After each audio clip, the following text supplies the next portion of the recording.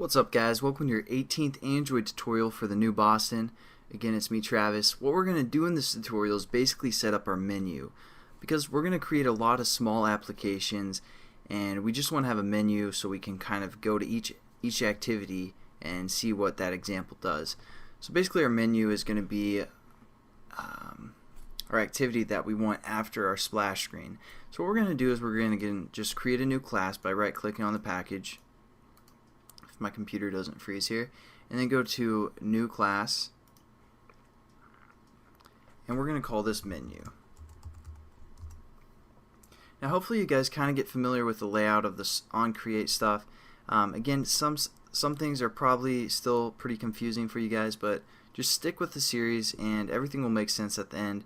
Especially these next three tutorials, it might be a little bit confusing because it's working with a list activity for the most part, so that's gonna be different, but when you guys come back to it you'll realize everything that we've done and it's gonna make sense. So just this is a nice framework that we can use. So we're gonna say extends, and before we'd say extends activity for the most part, but since we want to create a list we can use a different class called a ListActivity. And so this is going to extend or we can use some of the methods from the ListActivity after we import it. So we have to do that. And we're going to be able to use the same methods from the activity class, but we're also going to use some additional methods from the ListActivity class because it holds both for the most part. So we're going to go into our brackets here and we're going to create two methods within this class. So we're going to go to source, override, implement methods, and as you can see right here, we can pull from the ListActivity class and from the activity class. So what we're going to do is we're going to go into the ListActivity and we're going to look for something called onListItemClick, and we're going to add that method, and then we're going to go into the activity class and again just get our onCreate method. For the most part, nothing too new here. What we're going to set up is a variable. It's going to be a string array, and basically what an array is it holds multiple values for basically the same variable depending on what position it is. I know that's kind of confusing, but we're going to just set it up and I'll explain it as we go. And we want this string array to be able to be accessed by both our onCreate and our ListItemClick. And I'm just going to move this up real quickly just because I can for the most part, above the onListItemClick. There we go. And since we want this string array to be accessed by both these methods, we're going to define it again above our onCreate method or above both methods. So we're going to say string, and we're going to call this string classes.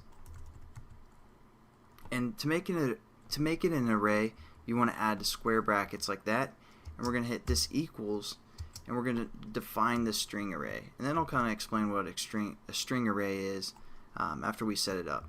So what we're going to do is we're going to say again another pair of brackets right here, and then within quotations, because strings are basically like words. You can think of it like that. In programming it's just a word. So we're going to call this first string position let's see, starting point, the exact same name as our class name that we have called starting point.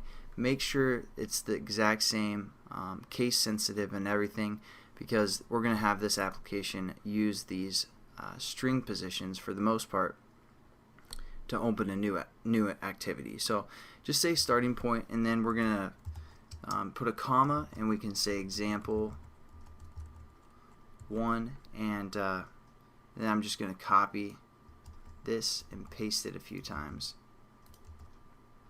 just to get some more things within our array. And I'm just it's still all in basically one line of code. I'm just copying and pasting. So we still need to enter bracket right here, and still need to finish it with a semicolon. So there we go. We have some things within our list array, and we can change these names as we go. Well, basically I'm just going to change them for the most part right now because it'll be easy reference for you guys. So now what we can do is we can access this string array and give it a position, and it will find what position it is within the string. So sorry, got an extra bracket there. Sorry if that confused you guys. So now, for example, we aren't going to reference it right here, but for example, we can use the variable name called classes, and within the brackets, we can say 4, something like that. Now, what this is going to be equal to is our class's string array, the 4th position. So it always starts at a 0. So starting point is our 0 position. This will be our first position, position 2, position 3, position 4. So what this is equal to is the exact same as quotations example 4, which would be a string. So basically, hopefully that kind of makes sense, and we're going to use this more. Again, I know it's kind of confusing at the moment, but just stick with the series, guys, and everything will make sense eventually. Thanks again for watching. We basically just set up the string array, and we're going to finish this whole activity in the next couple tutorials. So I'll catch you guys then. Have a good day.